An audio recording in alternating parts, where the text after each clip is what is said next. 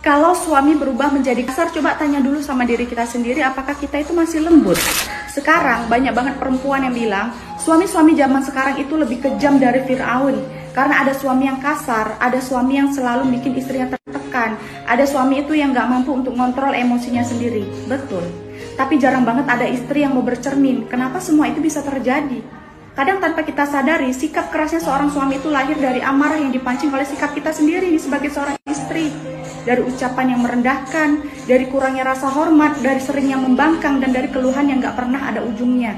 Bukan berarti kekerasan itu dibolehkan ya Besti, enggak. Tapi dalam Islam sudah diajarkan bahwasanya rumah tangga itu ada sebab dan ada akibat. Bahwasanya amarah itu bisa tumbuh dari luka, dan luka itu bisa muncul dari sikap dan lisan yang gak pernah dijaga. Yang gak banyak perempuan tahu ya, Firaun itu baik banget sama istrinya ketika istrinya itu masih melayaninya dengan lembut dan penuh kasih sayang. Firaun itu marah kepada istrinya bukan karena istrinya nggak hormat, tapi karena dia kecewa ketika mengetahui istrinya telah beriman kepada Allah secara diam-diam.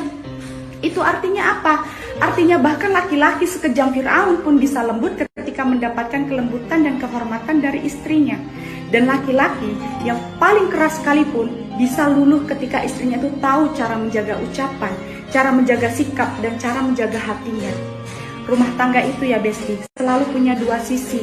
Kalau suaminya itu punya tanggung jawab untuk memimpin dengan adil, maka istri juga punya tanggung jawab untuk menguatkan dan menghormati suaminya. Karena seringkali nih, bukan suami yang berubah jadi kejam, tapi istrilah yang tanpa sadar ikut menciptakan suasana yang memancing luka dan kemarahan kepada suaminya. Di dalam Islam sudah diingatkan, rumah tangga itu gak hancur secara tiba-tiba Besti. Ia hancur pelan-pelan, dimulai dari lisan yang gak pernah dijaga, dari sikap yang gak bisa menghargai, dari ketaatan yang udah mulai luntur, dan dari cinta yang pelan-pelan udah mulai gak pernah disyukuri lagi sama istrinya. Betul gak?